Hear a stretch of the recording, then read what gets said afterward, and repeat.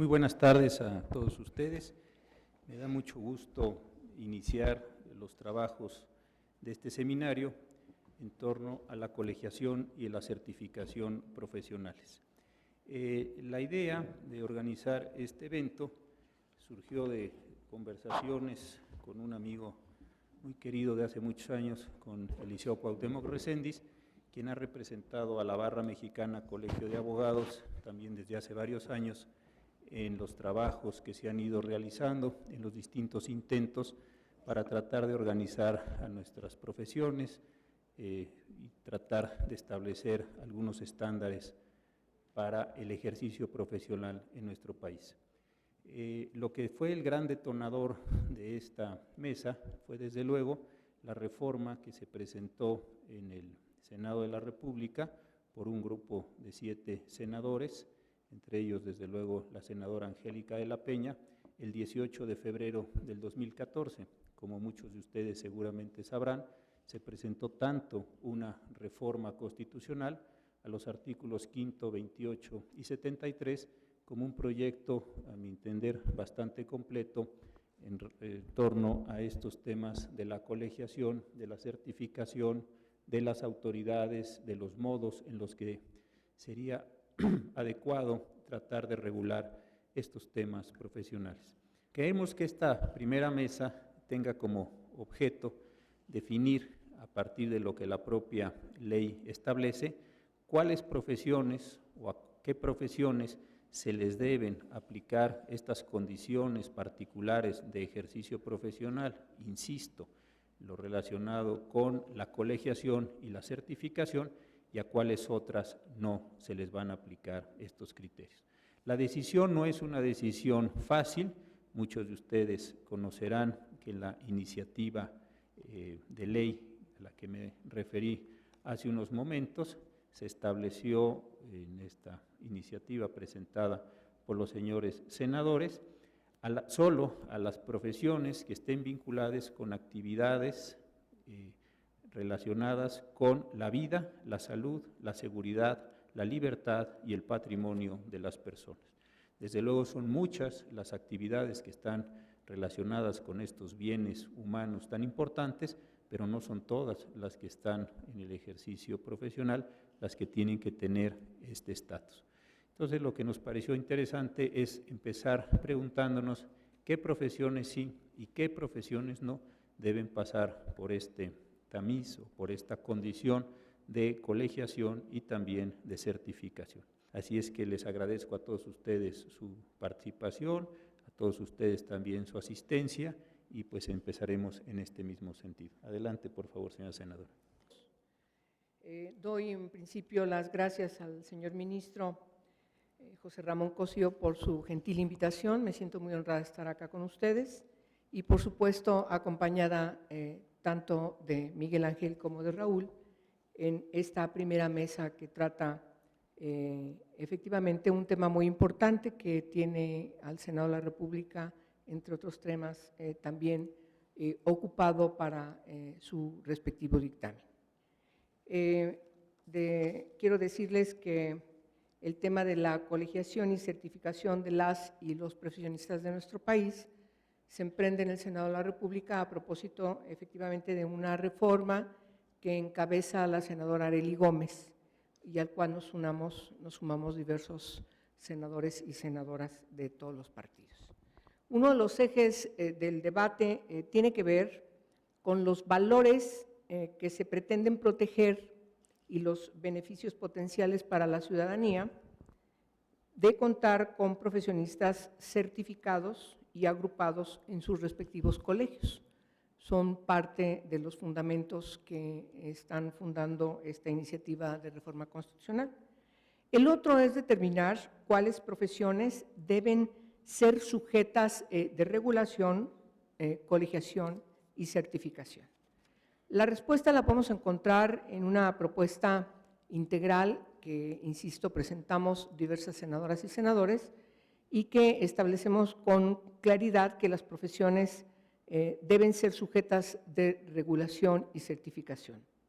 Y lo definimos en la reforma constitucional como son aquellas que guarden relación con la vida, la salud, la seguridad, la libertad y el patrimonio de las personas.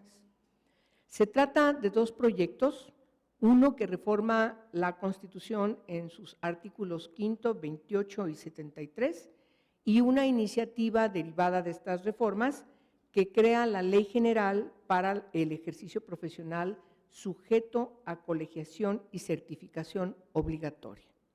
La idea que mueve estas propuestas es que el Estado asegure a las y los mexicanos que cuando acudan a solicitar los servicios de un profesionista, ya sea desde la medicina, arquitectura, lo que tenga que ver con la salud, especialmente en materias como tengan que ver con la salud a propósito de cirugías, contadores, la abogacía, por supuesto, o cualquier otro que tenga la certeza de que recibirá un servicio de calidad y conforme a los parámetros de conducta ética y profesional para cada disciplina, considerando inclusive estándares internacionales.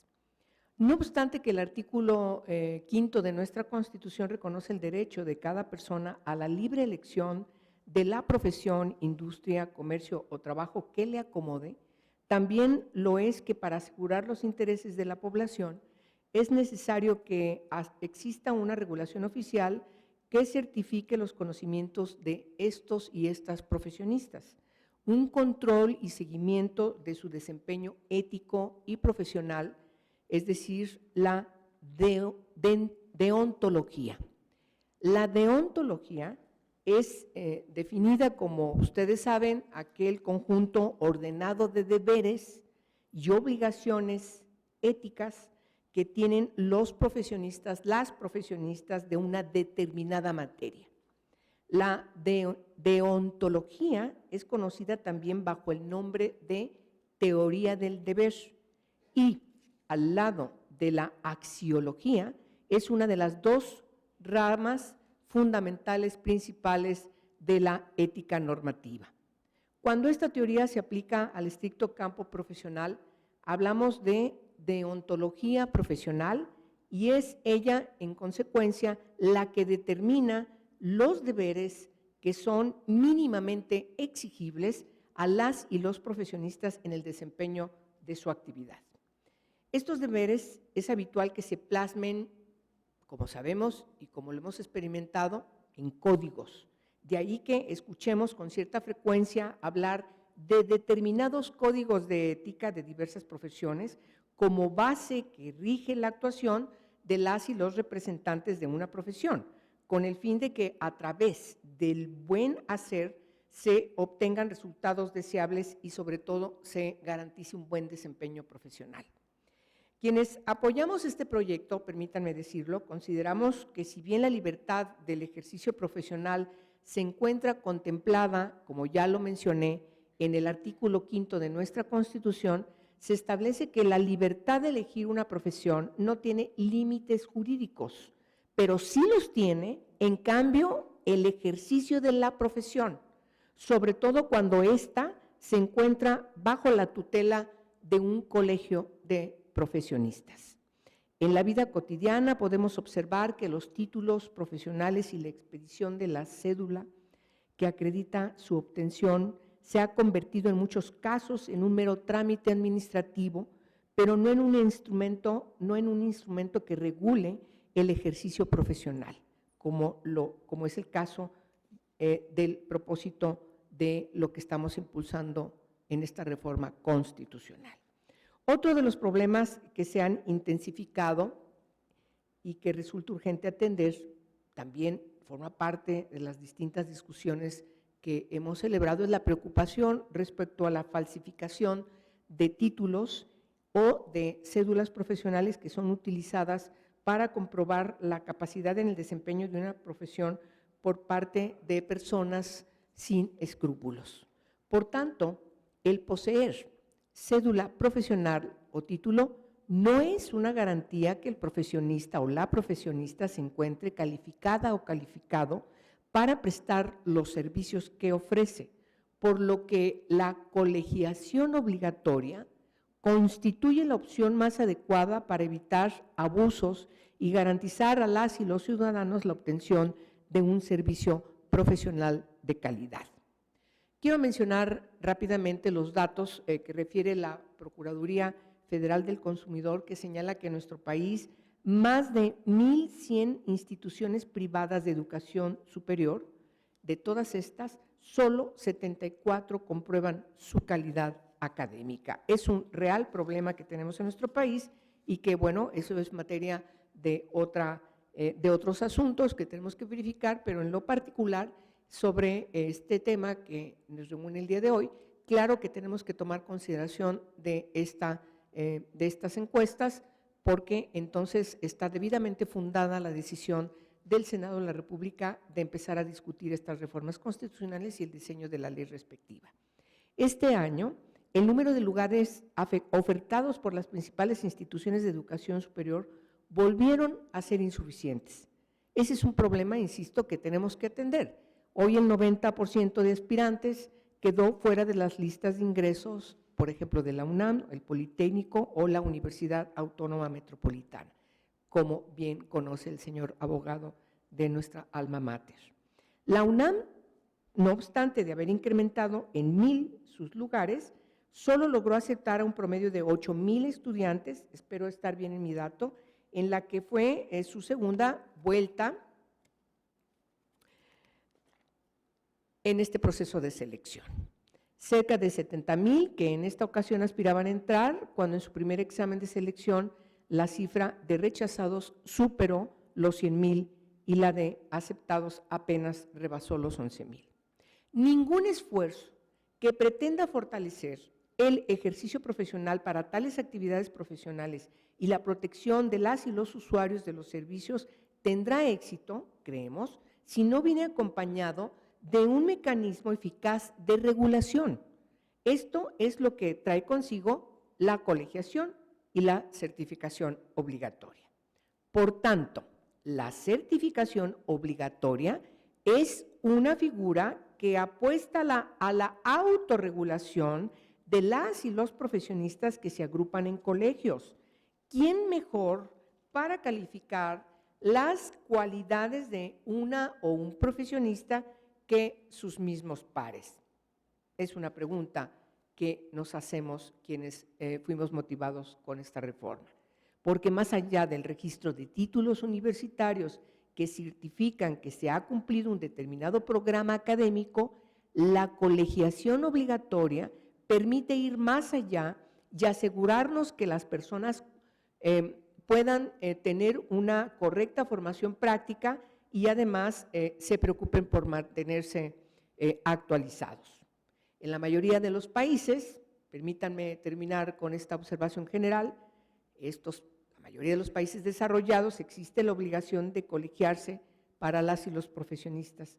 En ellos se reconoce a los colegios como corporaciones de derecho público con personalidad jurídica propias y plena capacidad para el cumplimiento de sus fines, cuyos objetivos esenciales son la ordenación de los ejercicios profesionales, la representación de los y las colegiados y, como punto más importante, velar por el cumplimiento de una buena labor profesional por parte de la o del prestador del servicio hacia la persona contratante. En estos países, los colegios de profesionistas fungen como un garante para la o el usuario basado en un conjunto de disposiciones por los que aseguran un desempeño ético por parte de quien presta el servicio, además de contribuir al desarrollo de la actividad correspondiente a cada profesión, al marcar pautas de actuación consideradas de manera unánime como éticas y contribuyentes al bienestar social.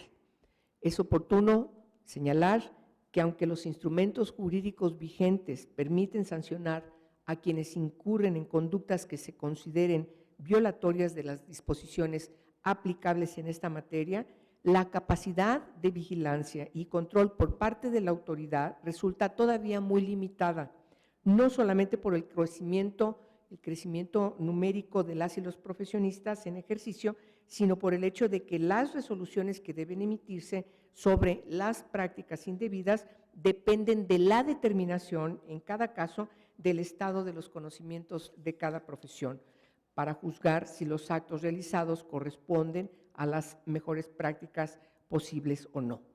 Consideramos que si bien la autoridad puede y debe tener conocimiento de la totalidad de los títulos expedidos por las instituciones facultadas para ello, existen áreas de ejercicio que por su repercusión social requieren de controles o reglas que permitan garantizar a la sociedad demandante de los servicios profesionales correspondientes que los mismos serán prestados en condiciones adecuadas. Creemos que los fines esenciales de los colegios o profesionistas, de profesionales, en sus respectivos ámbitos son, primero, la ordenación del ejercicio de la profesión; segundo, la representación exclusiva de la profesión; tercero, la defensa de los derechos e intereses profesionales de las y los colegiados; cuarto, la formación profesional y actualización permanente de las y los colegiados; y quinto, el control deontológico, como lo he referido, y la aplicación del régimen disciplinario en garantía de la sociedad. No podemos dejar pasar de lado el hecho de que vivimos en un mundo globalizado, también tenemos que considerarlo, en donde las relaciones económicas requerirá de profesionistas que, independientemente de sus conocimientos, tenga capacidad técnica y el reconocimiento que solo, creemos, la colegiación y certificación puede otorgar. Ese es un contexto también que hay que configurar en esta discusión. Somos parte de un conglomerado mundial, hay un camino cada vez más amplio de globalización y entendemos que nosotros como país tenemos que ir también en este proceso de exigibilidad de desarrollo, incluirnos de manera correcta, porque toda profesión es dinámica y sin lugar a dudas el conocimiento, si no se adapta a estas nuevas realidades, pierde su vigencia. En fin, estamos discutiendo la reforma constitucional y estamos trabajando en la ley general de tal manera que la pertinencia de estos foros que ahora se está organizando en el Colegio Nacional con la directriz del señor ministro Ramón Cosío, pues por supuesto que José Ramón Cosío Díaz, por supuesto, son de una gran pertinencia y estaremos atentos y atentas a todo lo que ustedes puedan también aportar para cumplir debidamente con nuestra responsabilidad. Muchas gracias.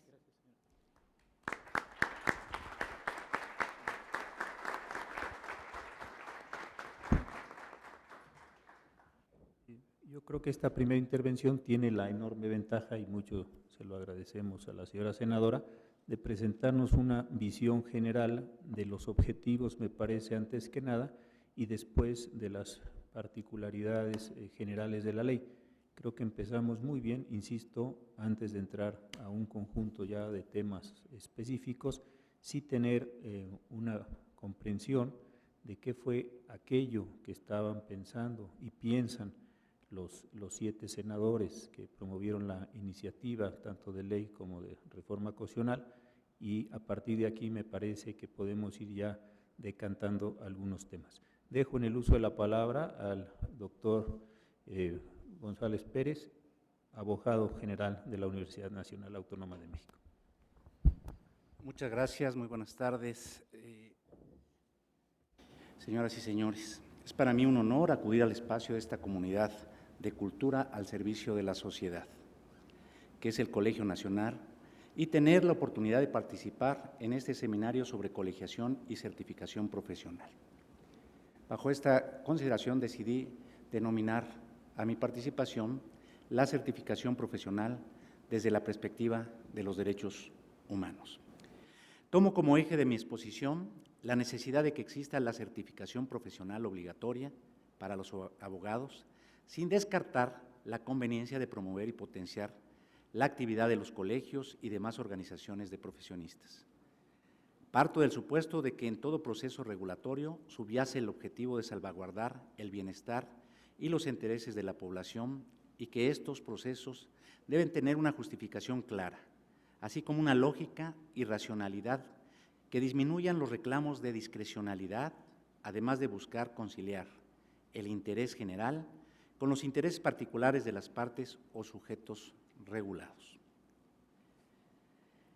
Hechas estas consideraciones para abordar el eje del debate que se ha propuesto, más allá de tomar como punto de partida consideraciones teóricas sobre la esencia y fundamentos de la función legislativa o de la actividad regulatoria, estimo que el contexto general se puede acotar si atendemos el propósito que la actividad regulatoria debe tener en nuestro país, de conformidad con nuestro sistema jurídico.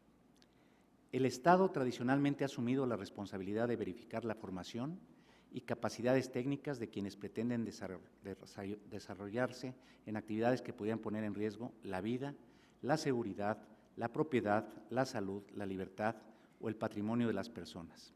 En México, el esquema regulatorio que al efecto se adoptó tomó como base el condicionar la posibilidad de ejercer ciertas profesiones a la obtención de un título y cédula profesional, como bien apuntaba la senadora.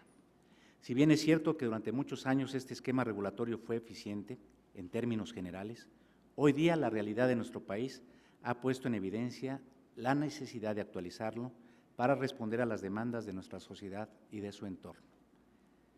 El artículo 1 constitucional, desde julio del 2011, impuso a todas las autoridades el deber de promover y respetar, proteger y garantizar los derechos humanos, asumiéndose, entre otros, un compromiso por parte del Estado en el sentido de prevenir violaciones a los derechos humanos.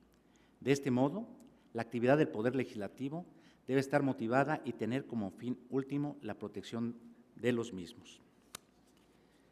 En este contexto de respeto y protección de los derechos humanos, que la regulación de las actividades profesionales debe realizarse, siendo la vinculación o incidencia directa que el ejercicio de una profesión pudiera tener en la vigencia o preservación de estos derechos, el criterio básico que, en mi opinión, debería determinar las profesiones que serían susceptibles de ser reguladas y cuáles no. Es decir, lo que planteo es que para establecer qué actividades profesionales deban ser reguladas, partamos precisamente de la base que serían los derechos humanos, que son los que de alguna manera enunció la señora senadora.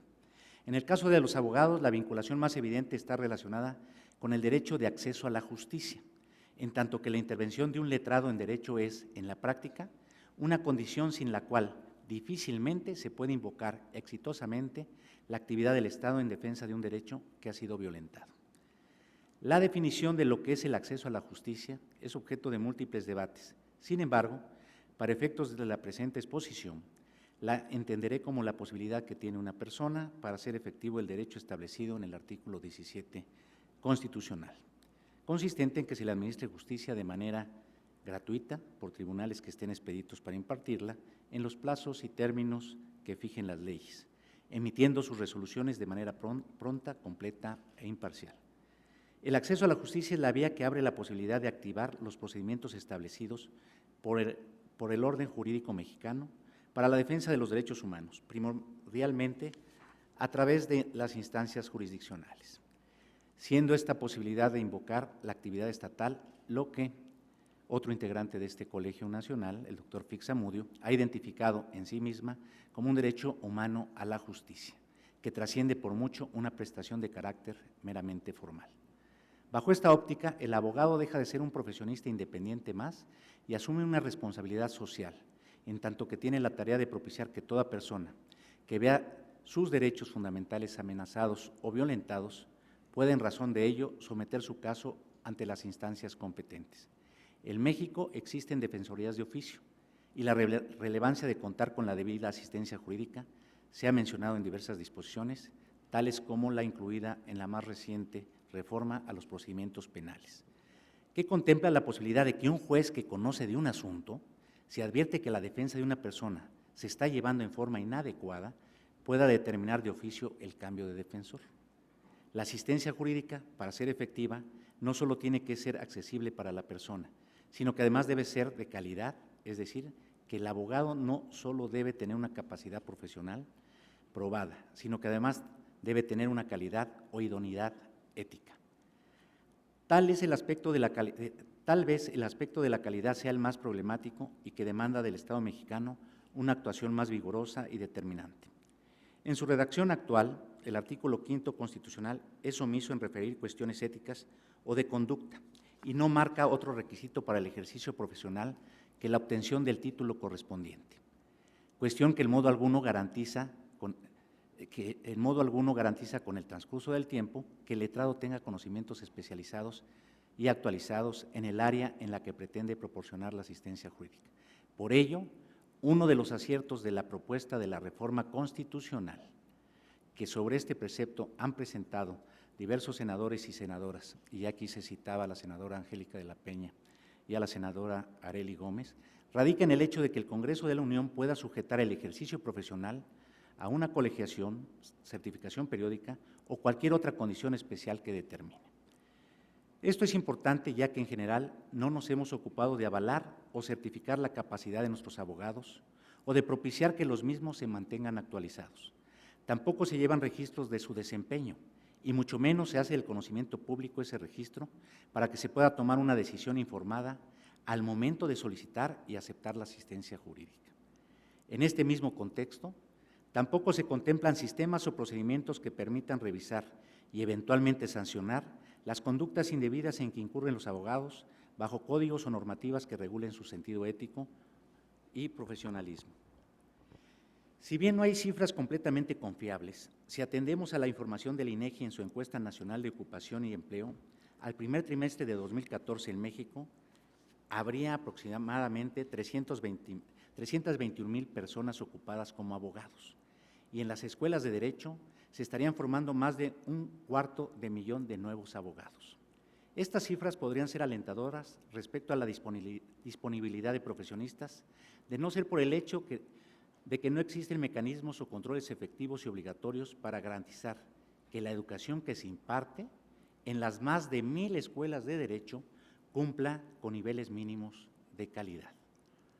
En fechas recientes hemos sido testigos de la complejidad y problemas inherentes a los intentos de reformar la educación en México, y si bien sería deseable que en el corto plazo se emprendieran acciones para atacar el problema de las escuelas que no cuentan con niveles mínimos de calidad en la educación que proporcionan, las circunstancias actuales hacen improbable que eso suceda.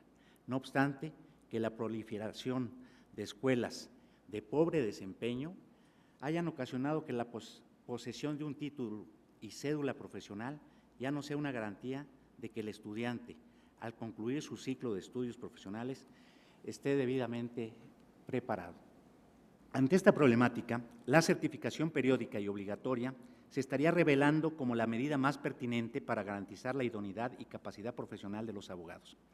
Si un jurista desea desarrollar su vida profesional en un ámbito determinado, es deseable que se acredite periódicamente su capacidad mediante la certificación que se realice de la misma, a través, señalo, de entidades independientes que lo evalúen de manera objetiva e imparcial.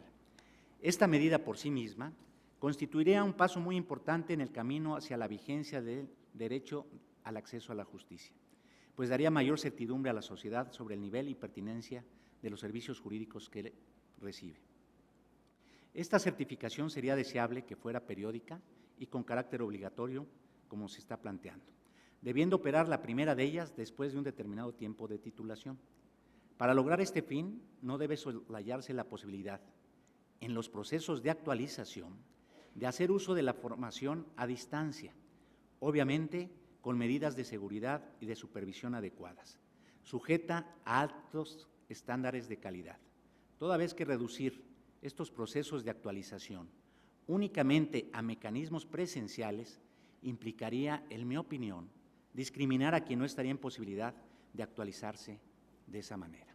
Es decir, una educación de calidad en el sistema abierto no debe ser descartada, estando además en un mundo globalizado en donde hoy pues, mucha de la educación se imparte.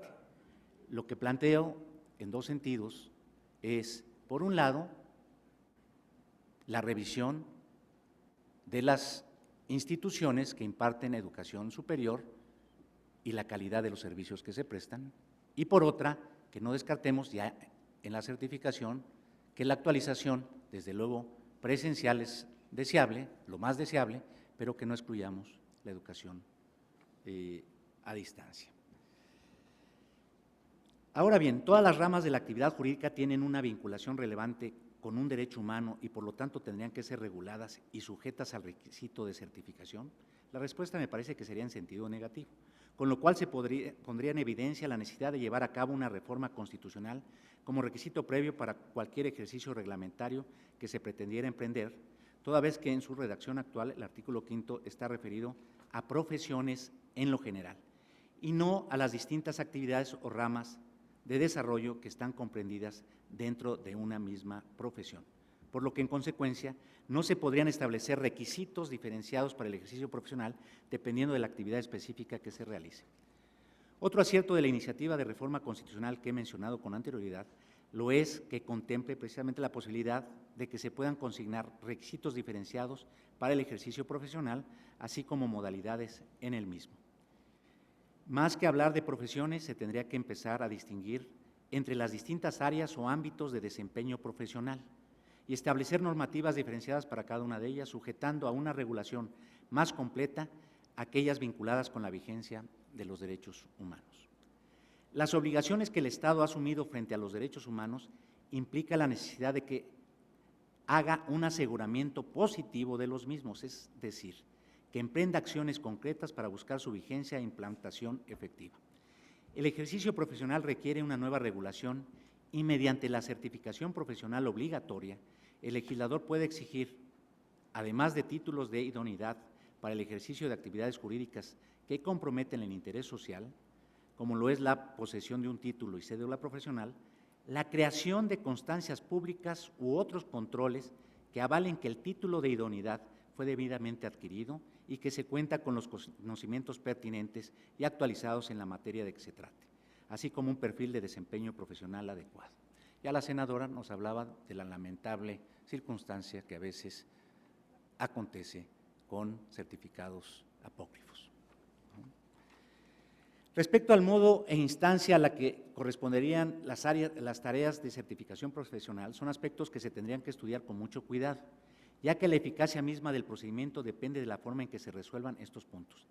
De manera general, podríamos considerar que estos procesos se tendrían que llevar a cabo bajo principios de objetividad, imparcialidad y transparencia, siendo realizados por instancias independientes o entes regulatorios que no guarden relación con los individuos que buscarán certificarse.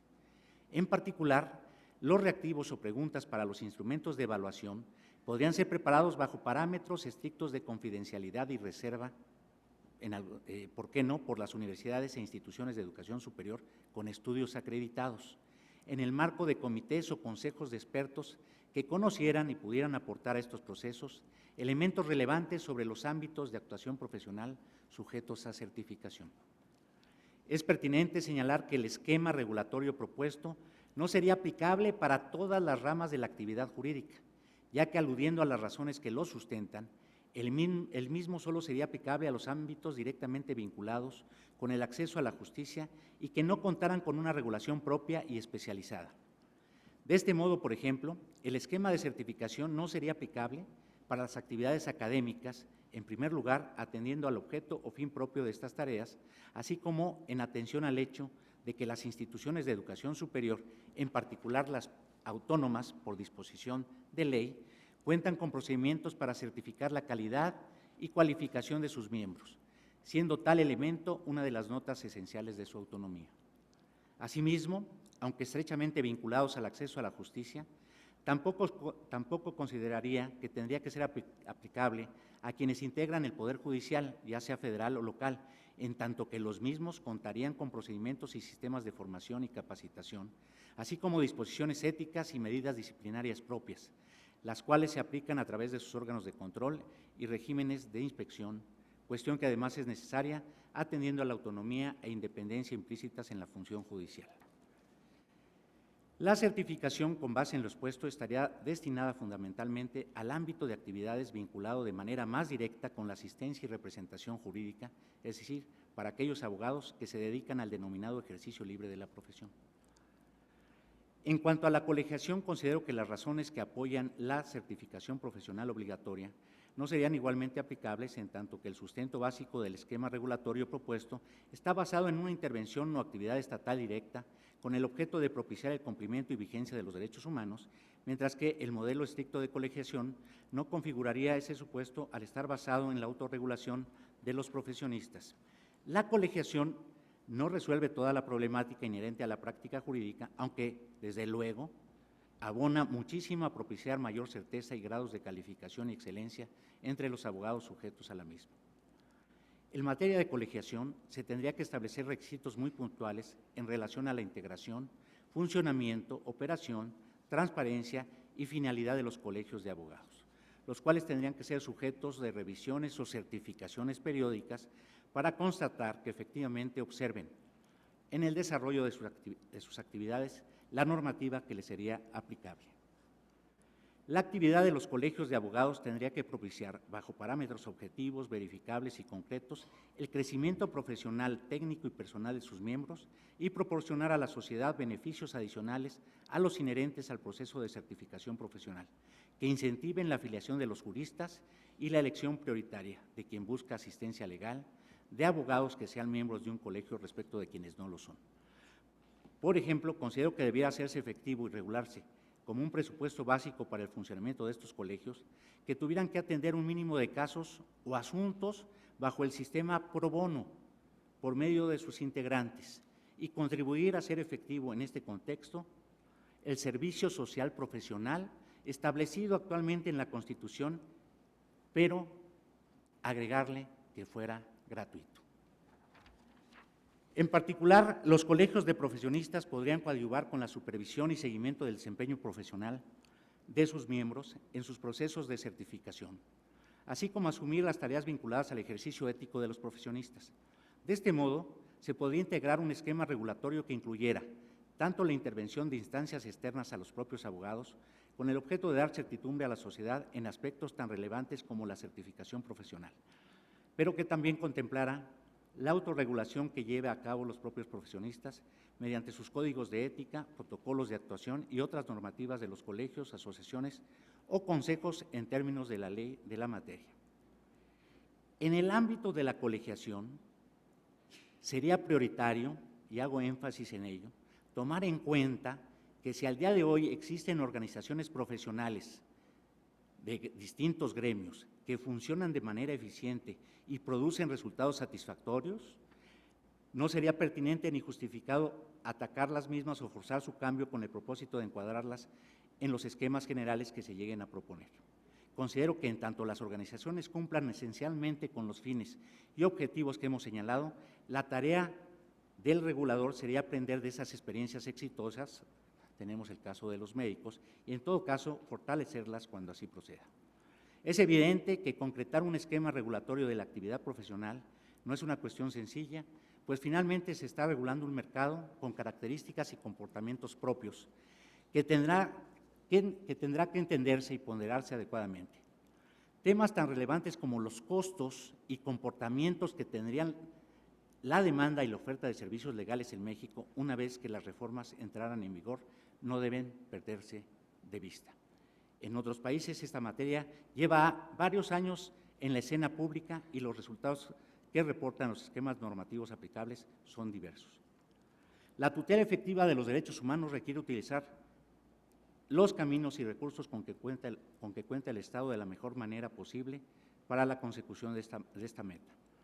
El ejercicio responsable de la facultad legislativa a este respecto es una vía de privilegio que implica la emisión de normas eficaces que sean sujetas a procesos periódicos de revisión para hacer los ajustes correspondientes que, como lo sugería Jorge Carpizo, erradiquen prácticas ilegales y mejoren la impartición de justicia. La regulación del ejercicio profesional está vinculado y encuentra justificación en una cultura de los derechos humanos, siendo clave para resolver la problemática inherente a este tema la responsabilidad compartida del Estado, de la academia, de las asociaciones profesionales y de los propios profesionistas. En todo proceso regulatorio es imposible considerar la totalidad de los factores que pueden incidir en el mismo o predecir con certeza absoluta sus resultados. No obstante lo cual, estoy convencido que el hecho de que los profesionistas de México tengamos la obligación de prepararnos constantemente, estar mejor capacitados y que nuestro desempeño profesional esté sujeto a parámetros valorativos, difícilmente traerá repercusiones negativas a nuestra sociedad, en tanto que son medidas por sí mismo favorables para todos. Muchas gracias.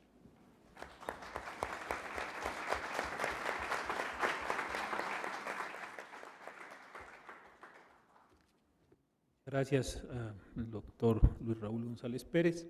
Yo creo que nos vamos aproximando como queríamos en esta mesa para tratar ya de identificar algunas de las actividades. Creo que la manera en que el doctor González Pérez lo ha hecho ha sido muy interesante. Desde la óptica general de los derechos humanos, que como todos sabemos es un tema de preocupación de él desde hace muchos años, analiza específicamente el campo del derecho y dentro de él el que se refiere a los procesos básicamente jurisdiccionales.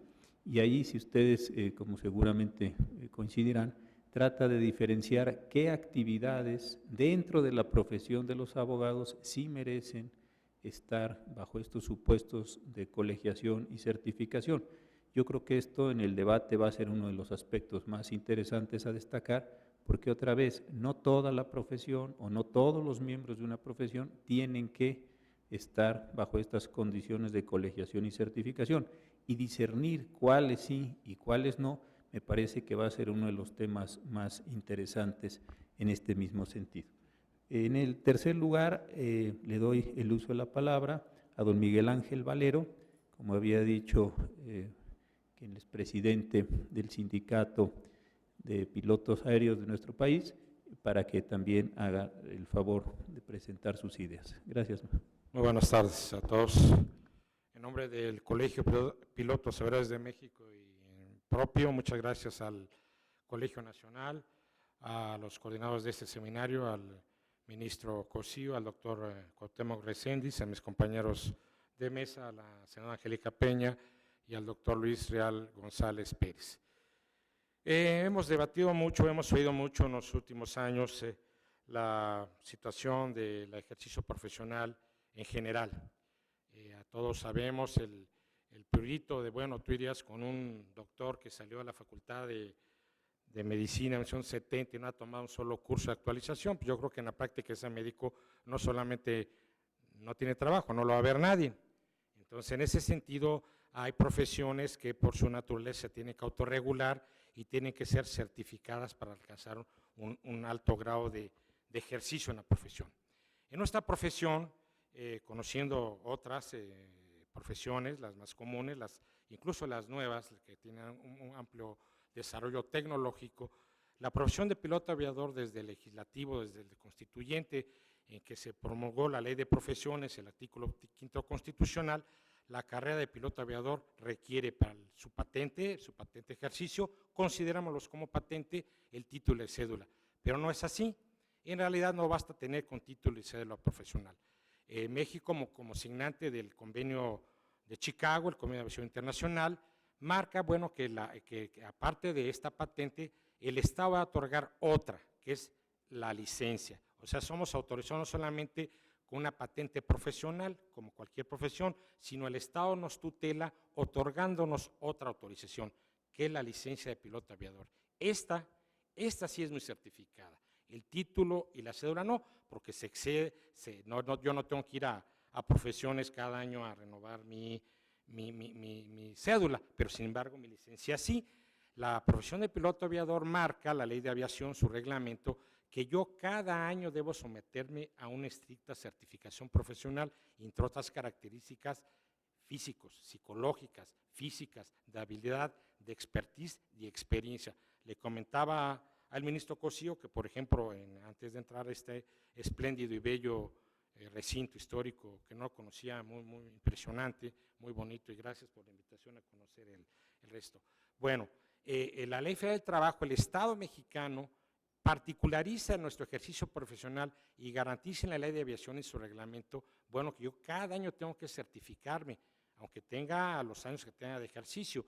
Y la Ley Federal del Trabajo, en el capítulo 4, en el artículo 238, marca que si yo dejo volar más de 21 días, me debo someter a certificación. O sea, nuestro lapso de certificación es muy corto, no puede el Estado mexicano decir, bueno, pues este piloto tiene 5 años de volar y váyase a volar, porque tenemos a nuestro cuidado vidas, bienes y sobre todo seguridad.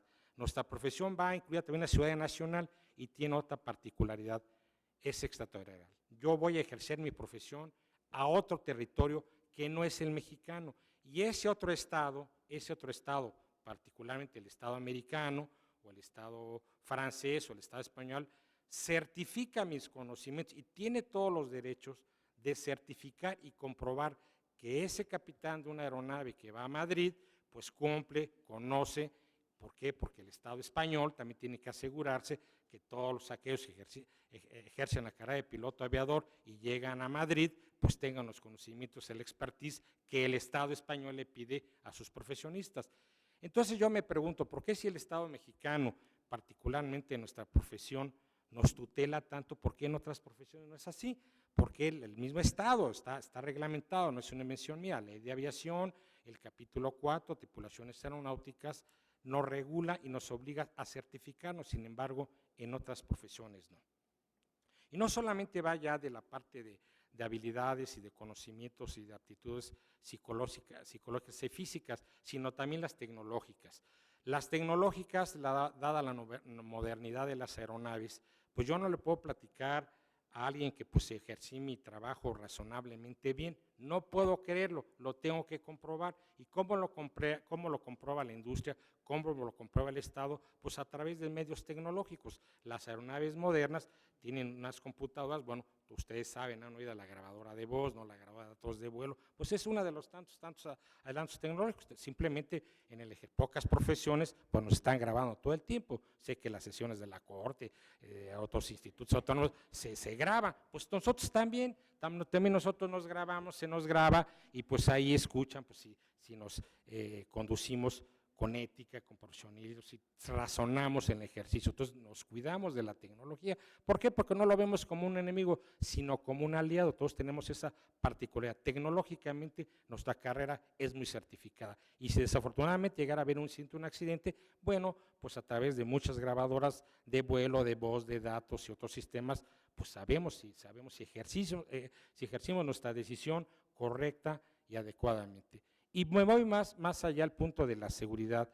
Pues nosotros tenemos a nuestro cuidado las vidas, los pasajeros confían plenamente. Un pasajero que compra un boleto y se sube, no piensa si ese profesional, si ese piloto viene a una escuela patito o se fue certificado o si sabe o se acaba de volar. No, pues tiene la certeza y se sube con la confianza. Y entonces en esta obligación de nosotros es cuidar esas vidas que nos da su cuidado el Estado a través de la patente profesional, no solamente el título y la cédula, sino de nuestra licencia. Entonces, esa licencia sí es muy certificada, el título pues no, y el cédula, pues el título se obtiene una vez y la cédula también. Entonces, en otras profesiones deberá verse nuestra profesión como un ejemplo de certificación en la praxis, en expertise, en experiencia, en temporalidad. Como les dije, si yo dejo de ejercer mi carrera, automáticamente al 22º día tengo que someterme a una certificación muy corta, pero tengo que someterme porque el Estado tiene que asegurar, bueno, que a esa persona que le estamos dando el cuidado de 300 o 250 vidas, bueno, pues le ejercite con cuidado y con regulaciones muy estrictas. Otra característica que tiene nuestra profesión es la regulación industrial. Esto es no solamente particular, sino pues ustedes saben que las alianzas comerciales a nivel mundial, las aerolíneas comerciales pertenecen a otras alianzas comerciales. Pues esas alianzas comerciales tienen estrictos estándares de certificación. Entonces, en la empresa que yo trabajo, que pertenece a una alianza comercial muy grande, bueno, entre estas empresas nos autocertificamos. Pilotos mexicanos van a ver el nivel que tienen otras pilotos de otras líneas y pilotos de esas líneas vienen a certificar los procedimientos de adiestramiento y de habilitación. Es una característica algo muy particular.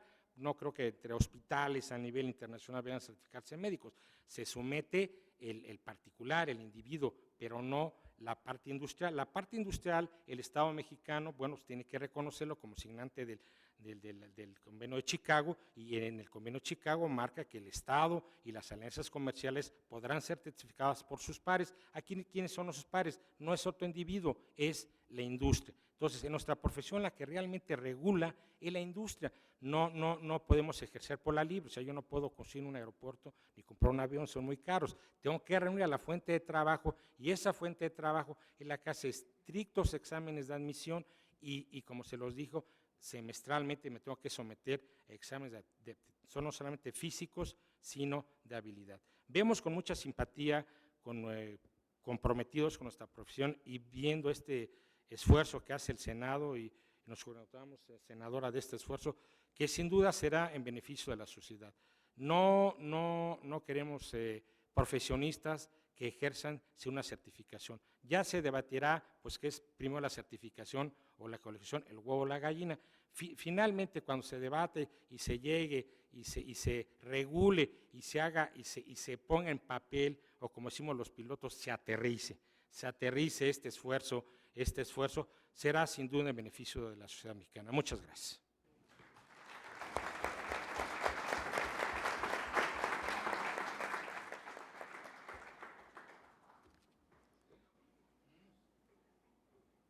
Tenemos afortunadamente un buen tiempo, les agradezco que hayan acotado sus intervenciones para tener unas primeras ideas.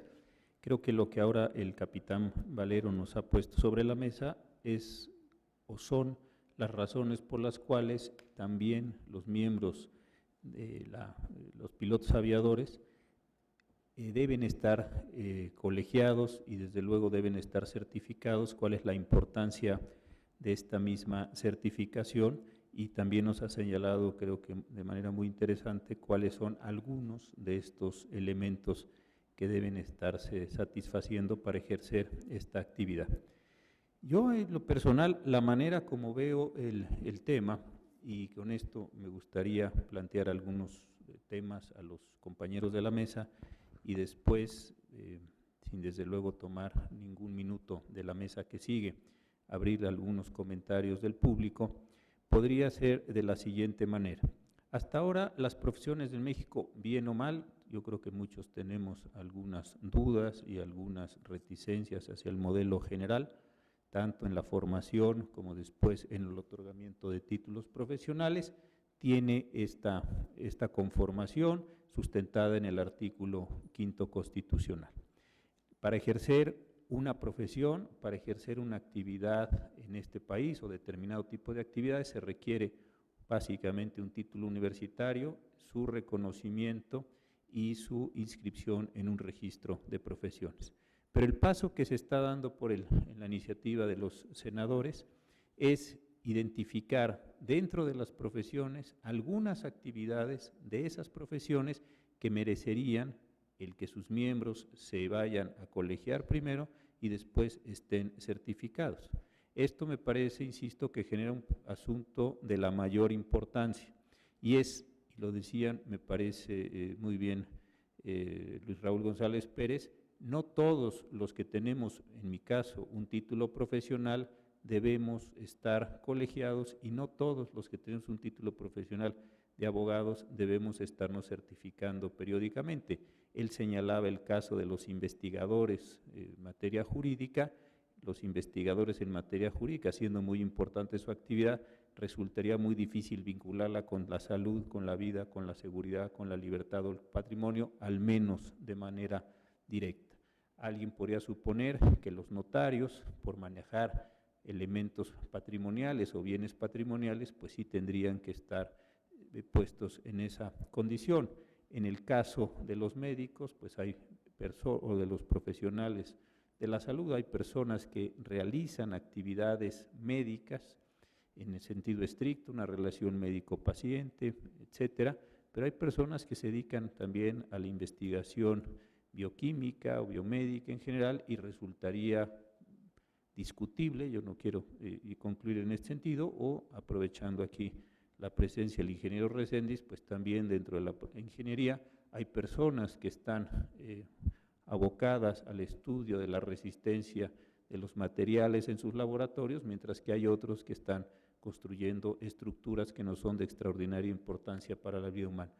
Esta solución a mí me parece práctica, creo que no es necesario, dado los valores que se están persiguiendo y que la senadora nos planteaba, que toda la profesión en su conjunto, que la totalidad de los miembros de una profesión, pues vayan a colegiarse y después a certificarse.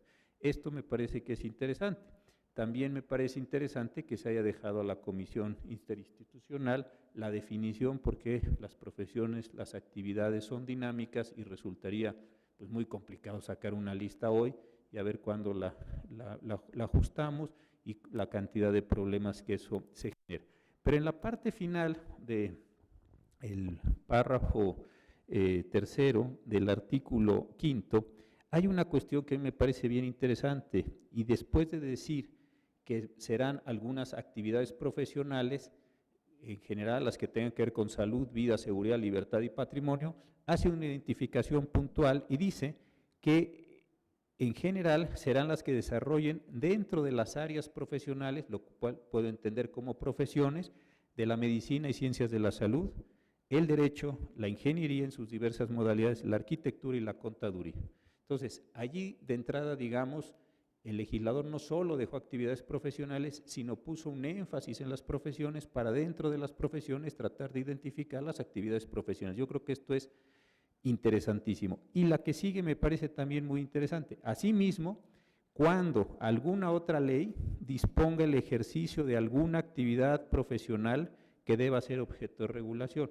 Este me parece que es un cajón desastre para efectos de decir, ya no solo van a ser la medicina y las ciencias de la salud en general, el derecho, la ingeniería, la arquitectura y la contaduría, sino también otras profesiones, cuando esas profesiones se refieran a la salud, vida, seguridad, libertad o patrimonio. Creo que esa es la manera de leerla integralmente y otorgarle la competencia a la Comisión Institucional de Colegiación y Certificación Profesional para que, insisto, en alguna otra profesión, que no sea alguna de las que acabo de mencionar, se considere que esa actividad tiene alguna afectación a estos valores, como la propia legislación lo denomina.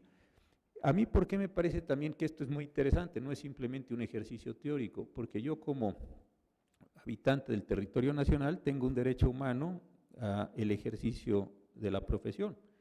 Si el Consejo, si la Comisión Intersecretarial de Colegiación, digámoslo así, se excediera y tomara una actividad como necesariamente regulada dentro de las profesiones que acabo de señalar, medicina, etcétera, o fuera de esas profesiones, cualquier otra, considerara que la actividad está relacionada con salud, vida, seguridad, libertad, etcétera, yo claramente podría impugnar la constitucionalidad de esa decisión, porque yo podría suponer que me está dejando fuera del mercado de trabajo o al menos me está poniendo una limitante.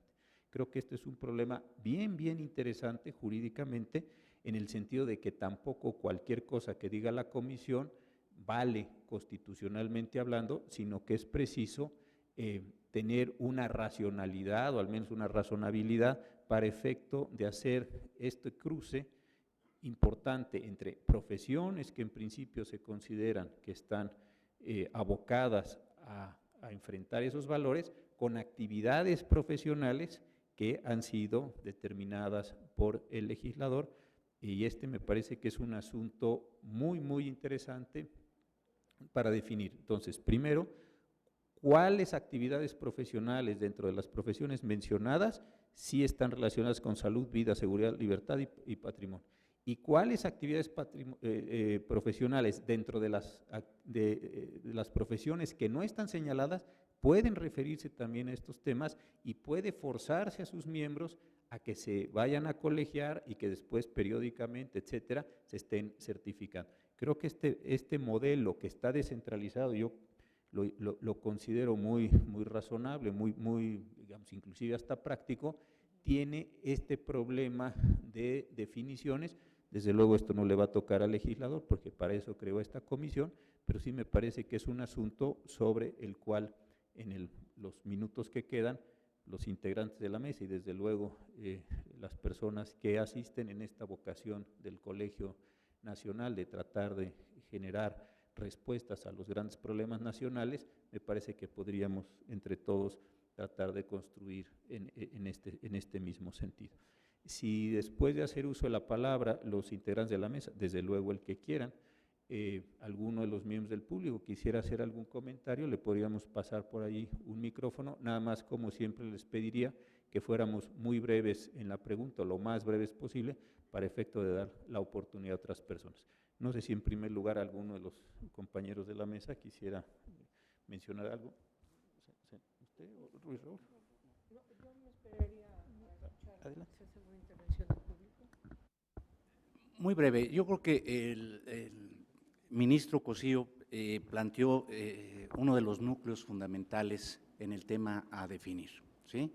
El tema está precisamente enunciado en términos de las materias que podrían ser susceptibles de regulación, pero que, como se apuntaba, yo creo que en eso hay coincidencia, y en ese sentido va la propia propuesta, es la identificación de qué actividades. Pero, de un lado, también, lo decía el ministro, se deja abierta la posibilidad que el propio legislador, la propia Constitución lo está habilitando, para que en alguna otra circunstancia, por lo dinámico que puede implicar precisamente que surja alguna materia que tenga que ver, como yo dije, mi sustento para la certificación con un derecho humano fundamental que tenga que sea de la trascendencia de la vida, el patrimonio, la seguridad, pues tenga que regularlo, pero siempre acotado precisamente al principio constitucional. Y voy a dar el ejemplo, conocido seguramente por muchos de ustedes, y que además ya hay una sentencia de la Corte Interamericana, no sentencia, una respuesta a una consulta que se le formuló en materia de colegiación, ¿sí? El tema de la libertad de expresión.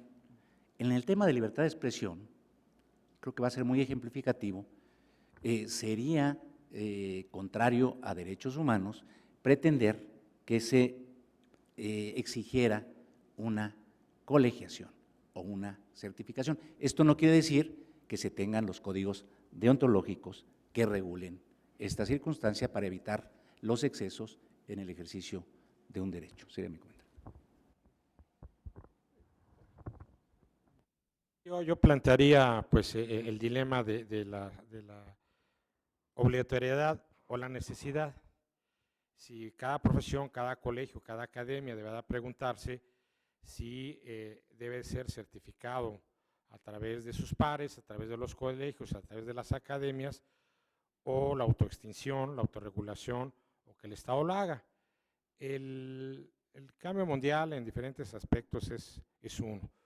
Y la autorregulación, pues es uno de los modelos, en algunas profesiones se tiene, en algunos países se tiene, en otro lo hace el Estado, o lo hace a través de mecanismos ya en la praxis, ¿no? O sea, un médico, pues tiene que ser un médico certificado, lo dice la propia palabra, pues tiene que ser un médico certificado por su par, por su academia, para poder obstetrarse como un especialista. Pero vuelvo yo a la parte de más simple, ¿no? De verlo desde el punto de vista de un profesionista, la profesión N, que posee su título de cédula profesional, y bueno, pues él pudiera argumentar, bueno, pues yo ya tengo mi título y mi cédula, mi patente profesional para ejercer. ¿Por qué me tengo que certificar? Yo creo que cada profesión lo tiene que determinar, pero este esfuerzo que hace el Senado, que hace el Colegio Nacional, es fundamental. A nivel mundial vemos otros estados en que las regulaciones son incluso más estrictas y más avanzadas en profesiones más simples y las más comunes, desde un notario, un contador. Entonces mi opinión es, bueno, que cada colegio, que este grupo interinstitucional determine, y bueno, pues se prevé, bueno, el derecho constitucional a ejercer la profesión, pero pues eso en la praxis pues sería una extinción. Muchas gracias. Bien, bueno, solamente para cerrar estos comentarios conviene señalar la importancia de la discusión de la ley reglamentaria, porque en ella especificamos cuáles son los procedimientos a seguir para ciertamente contestar estas preguntas que han surgido aquí. Solamente quiero leer cómo vendría el proyecto en la ley respecto de las atribuciones, algunas de ellas que tiene esta comisión intersecretarial de conformar un comité de 5 especialistas por cada actividad profesional que estaría integrado por profesionistas de reconocido prestigio y ética profesional propuestos por organismos nacionales de instituciones de educación superior u organismos acreditados de programas académicos de educación superior, así como los colegios de profesionistas de la actividad profesional correspondiente. Es decir, nos parece que es muy importante no dejar una buena decisión de una buena reforma constitucional para que luego no garanticemos desde la ley secundaria cuáles deben ser los mecanismos y los procedimientos que nos permitan darle gran certidumbre a esta decisión que es totalmente novedosa en nuestro país y por la que tenemos que garantizar indudablemente que la ley reglamentaria tenga todo resuelto debidamente para no tener conflictos posteriores. Quizá lo que convendría, señor ministro, es que sigamos en esta discusión docta desde el Senado, al que yo les invitaría, para ya en lo concreto la discusión de la propia ley reglamentaria para que el proyecto que está ya turnado a las comisiones y que está discutiéndose efectivamente pueda tener una revisión más escrupulosa para que lo que resulte de ahí cumpla el objetivo que nos motiva a reformar la Constitución. Muchísimas gracias a los integrantes de la mesa y como habíamos dicho, si alguno de los asistentes quisiera hacer algún… Sí, compañera, aquí usted y luego la persona que está a su lado. El maestro Vidker después. Qué bueno, se va a animar bastante esto. Bueno, mi nombre es Marcelo Fernández Ocampo, soy licenciado en Administración. En la actualidad ejerzo como promotor de derechos humanos, recibí la medalla a principios de este milenio y soy promotor de salud y recibí reconocimiento de la OMS por esta promoción. Mi pregunta y propuesta es, toda vez que estamos empeñados actualmente ya en los derechos humanos y finalmente la Suprema Corte ya los reconoce, ¿por qué no regulamos su ejercicio? Acabo de asistir a un curso de la universidad la semana pasada y derechos humanos no lo enseña a nivel licenciatura nuestra querida UNAM. Se ejerce a través de un programa. Y si revisamos la NUIS y todas las universidades e instituciones de educación superior, vamos a ver que derechos humanos no está contemplado a nivel licenciatura. Tampoco está contemplado el ejercicio de promotor. Y la Carta Internacional de Derechos Humanos señala 2 funciones, promover los derechos y defenderlos. Muchas gracias. Gracias, maestro. Le pediría al doctor González Pérez si nos hace favor de responder a su pregunta. Déjeme comentar y señalar que efectivamente hoy el eje central en la función pública, en las funciones del Estado mexicano, tiene que ser precisamente la promoción, el respeto y protección de los derechos humanos, porque, como todos sabemos, a partir de hace 3 años se incorporó el principio pro persona y la interpretación conforme. Y, por otro lado, la obligación de toda autoridad de promover estos, de la cual no están exentas las instituciones de educación superior, por el contrario, quienes estamos al interior de las instituciones obligados a propiciar precisamente que se genere esa cultura y conocimiento de los derechos humanos. Yo le puedo decir, maestro, no sé, la universidad es, decía yo, un crisol enorme, pero lo que sí le puedo decir es que la Facultad de Derecho, el campus CEU, sí tiene incorporado en su plan de estudios la materia de derechos humanos. con independencia de que exista un programa que se refiera precisamente y que está a cargo del doctor Luis de la Barrera al desarrollo de esta temática. Sin embargo, debo decirle que el gran reto de las instituciones de educación superior es que se vea de manera transversal, no es privativa de la Facultad de Derecho, sino que tiene que estar imbuida de todas las profesiones el tema de derechos humanos a través de diferentes formas de difundir esto.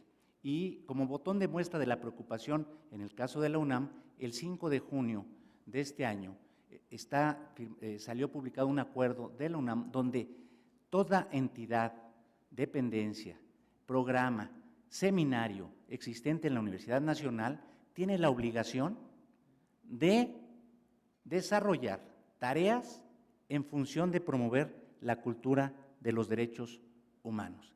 Y está constituido un comité para dar seguimiento a que esto acontezca en la Universidad Nacional. Desde luego, lo que tenemos no es suficiente, tendremos que fortalecer el que se derrame de manera total en la Universidad Nacional. Muchas gracias. Por aquí creo que era. Adelante, compañera. Yo tengo algunas preguntas o puntos a considerar en las mesas de discusión que se tengan que hacer para la ley que corresponde. Serían ¿qué acciones o regulaciones se establecerían para evitar grupos de poder entre los colegios y los consejos de certificación? ¿Cómo regular el que la capacitación continua esté en función de las necesidades de la sociedad y no en función de las compañías farmacéuticas? ¿Se considerarían mecanismos de control para la formación para las nuevas escuelas formadoras de recursos humanos en salud? ¿Y si se consideraría dejar abierta la posibilidad de estar certificado pero no colegiado a las especialidades médicas? Yo creo que las preguntas de ustedes son importantísimas. No vaya a creer que estoy haciendo publicidad para que venga todos los días al seminario, pero nos quedan 4 mesas y las 4 mesas que siguen, así provoco que venga usted a todas, van a responder prácticamente todas sus preguntas. Digo, eso con independencia de si alguno de los expositores quiere hacer uso de la palabra, pero de verdad vea usted el programa y casi le van a ir llevando la mano en las respuestas que usted está solicitando. Pero adelante, por favor, senadora. Claro, pero muy breve. Pues sí, tenemos que garantizar poner esos candados para evitar que haya una preeminencia de grupos de poder o grupos económicos que tengan alguna injerencia para un propósito que no sea el genuino que motiva esta reforma constitucional y el diseño de esta ley. ¿Qué es primero? Es parte de la discusión. Lo que hemos diseñado es de que es una tras otra, ¿sí? Bueno, Jorge Vítquez de Investigaciones Jurídicas. A mí me asalta la siguiente inquietud al respecto, que un poco lo insinúa la persona que me antecedió. ¿Cómo compaginar los problemas de la libre competencia y libre concurrencia? De tal suerte que la certificación no se vaya a transformar en una barrera de entrada, ¿sí? Que es uno de los aspectos que está luchando en todos lados por romper los sistemas monopólicos, oligopólicos. Esto ha sido un problema que se vio cuando se negoció el Tratado de Libre Comercio. Es una variable que creo que hay que considerar por los problemas que se puedan plantear de nivel constitucional. Esa es mi pregunta. Se acordará, maestro, que cuando se presentó aquella vez, creo que fue el primer asunto, bueno, primero estuvieron los de cláusula de admisión, cláusula de exclusión por las resoluciones de la Suprema Corte, precisamente para romper una condición, voy a usar la expresión no en un sentido desde luego peyorativo, monopólica de los sindicatos. Luego precisamente también tuvimos el caso de controladores aéreos y creo que una parte, la jurídica, desde luego no resuelve el problema que usted dice, pero sí fue la previsión que se tomó por los senadores de llevar a cabo la reforma al quinto constitucional, porque siempre estaba la duda de si podría haber colegiación obligatoria con el viejo texto del quinto constitucional. Había personas que decían que sí, habían personas que decían que no, pero creo que para resolver esa discusión se puso. Segundo, como usted lo vio, en el 28 también se dijo, no constituirán monopolios en esa fórmula que tenemos de los colegios. Digamos, la parte estrictamente normativa creo que está resuelta con las dos soluciones que puede ser la parte de individual y la parte de la organización.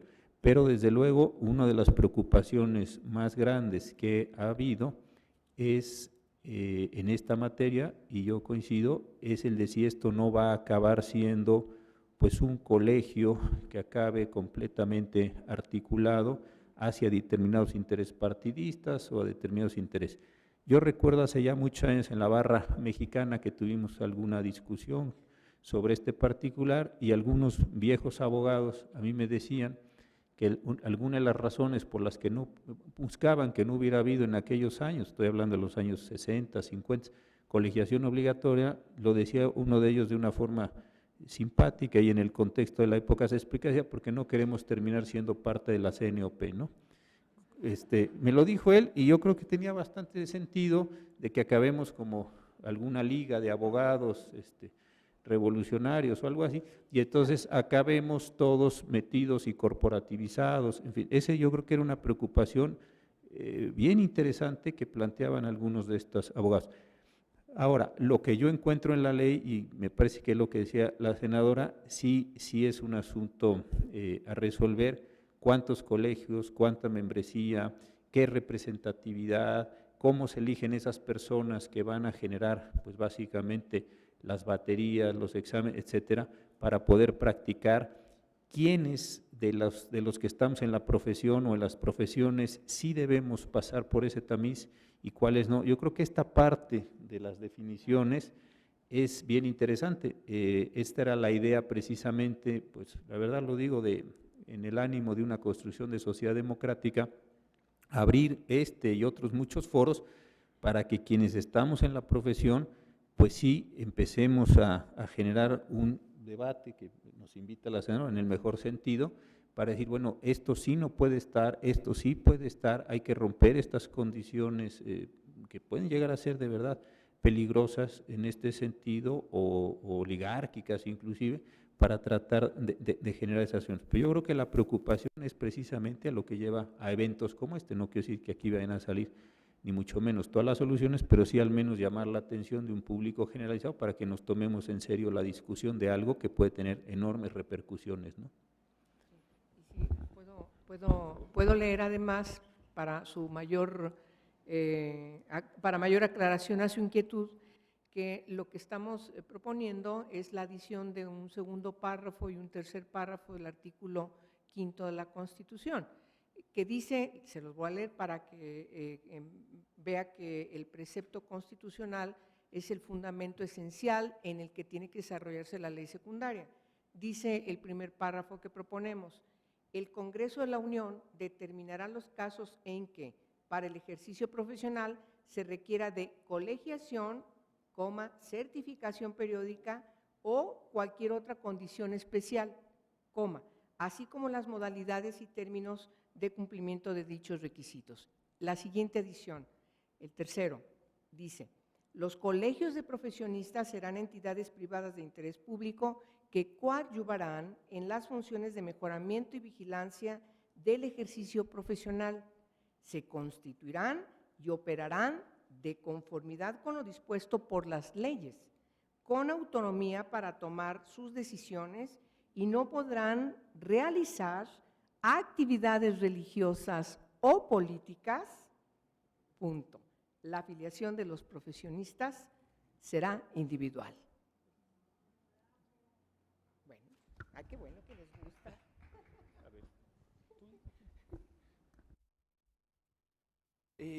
Haría un comentario adicional nada más para cerrar el punto. De darse este supuesto, de concretarse, y partiendo nuevamente de la base de los derechos fundamentales, quedaría abierta la posibilidad, ahora que está previsto incluso en la ley de amparo, en que siendo una función estatal, pueda recurrirse al amparo, en este caso, de particulares.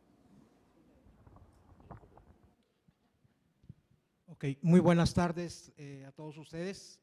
Mi nombre es Jesús Manuel Alfeirán. Tengo unas preguntas muy importantes.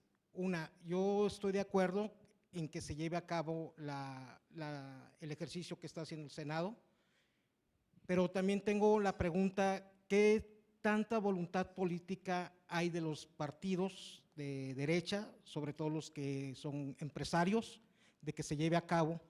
Porque sí es muy importante el aspecto de lo que menciona el doctor González, de esa certificación, de esa formación, de esas regulaciones para desempeñar la profesión de licenciado en Derecho, ya que hay abogados que simplemente no saben litigar, ya que hay unos que se reciben y nada más se dedican a dar clases, pero a la hora del campo del litigio, nada más no saben para dónde ir ni qué oficios meter. Esa es una. Otra, de que los que están desempeñando en el área de las relaciones laborales en las empresas, que realmente sean abogados, así como los médicos diagnostican la salud de un paciente, también que estén obligados a diagnosticar qué es lo que están haciendo mal las empresas en cuestión de la ley, porque infringen la ley, contravienen la ley muchas veces las empresas, como un ejemplo de las contrataciones esas que te dan una hoja en blanco y ya es una firma de tu renuncia. Y si no la firmas, pues resulta ser que entonces ya no eres contratable. Eso es ilegal y eso también deberían de contemplarlo. Es decir, es muy importante que los licenciados en Derechos estén regulados, certificados y que ya haya una verdadera formación para que puedan desempeñar su profesión, porque yo no puedo creer que hay unos que se dicen que son maestros, o sea, que tienen el posgrado de maestría, y a la hora de exponerles un caso, no dan una respuesta concreta, y hay que andarlos evaluando. Hablo como ciudadano, Entonces, es todas mis preguntas. Muchas gracias.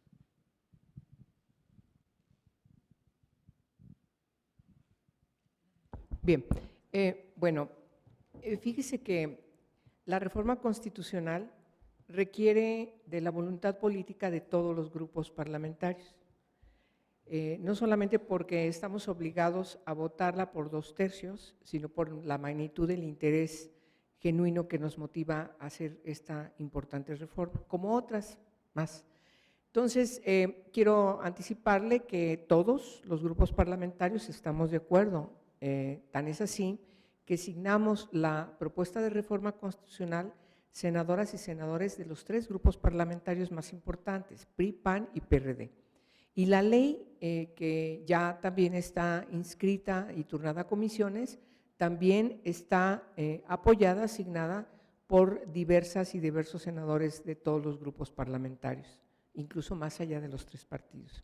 De tal manera que su preocupación, le anticipo, será tomada en consideración para mover todos los intereses y voluntades políticas que nos permitan configurar como un interés superior servir a la sociedad y cumplir el objeto que nos motiva a modificar esta Constitución para que haya, insistimos, una certificación y una colegiación que le pueda dar mayor certeza al trabajo de profesionales que están debidamente inscritos en las materias y en precisiones concretas en cada materia, cuáles serían esas actividades.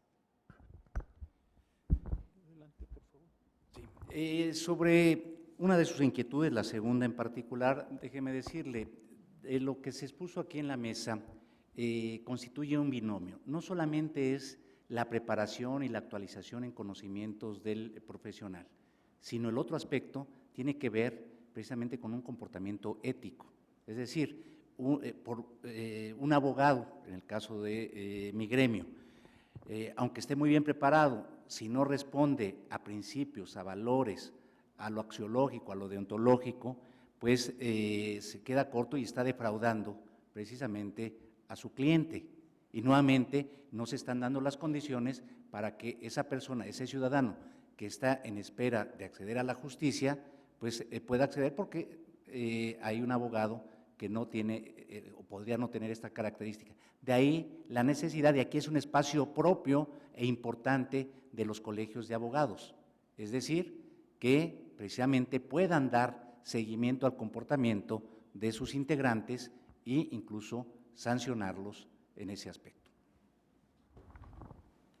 Bueno, Bueno, ahí está. Sí, estigma, yo lo califico así, si este importante esfuerzo es para dar más poder a los colegios y coartar las libertades de un profesionista en general. Pues como le he dicho en mis dos anteriores intervenciones, pues yo no veo en un futuro, desde el punto de vista sociológico, antropológico y de país, que un profesionista que no se quiera certificar, ¿cuál va a ser su mercado? Cada profesión tendrá sus particularidades, los químicos, yo he oído expresiones de la presidenta del Colegio de Veterinarios, etcétera. Pues cada profesión tiene sus particularidades, pero como sociedad yo no veo que haya una negativa de un profesionista a certificarse, a demostrar que tiene la aptitud para ejercer su profesión, cualquiera que ésta sea, ¿no?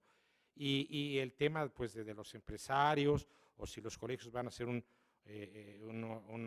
organismo monopólico, ¿verdad? Para coartar el ejercicio, yo no lo veo así, yo lo veo como ciudadano, yo tengo derecho a que si yo por una necesidad tengo que recurrir a un abogado, pues este abogado ejerce, está autorizado, si voy con un médico, pues me atiende, me certifique, me detecte una enfermedad, un diagnóstico, un contador que haga mi declaración bien, y no suponga si lo puede hacer bien, porque el perjuicio pues va a ser a mí, y yo pertenezco a una sociedad, pues esta sociedad tiene que asegurarse, una sociedad, que la comunidad de esta sociedad, que le integramos todos los profesionistas, pues la ejercitamos con conocimiento y con ética moral. Y este esfuerzo creo va encaminado a eso. Y si lo vemos como una barrera para poder ejercer, pues yo no lo veo así. Muchas gracias. buenas tardes. Mi nombre es Leticia Dueñas. La pregunta es para el piloto Miguel Ángel Valero. Usted mencionaba de la certificación que son sometidos los pilotos cada X tiempos, de acuerdo a la Ley Federal del Trabajo, y después habló de la autoextinción. No le entendí, señor piloto.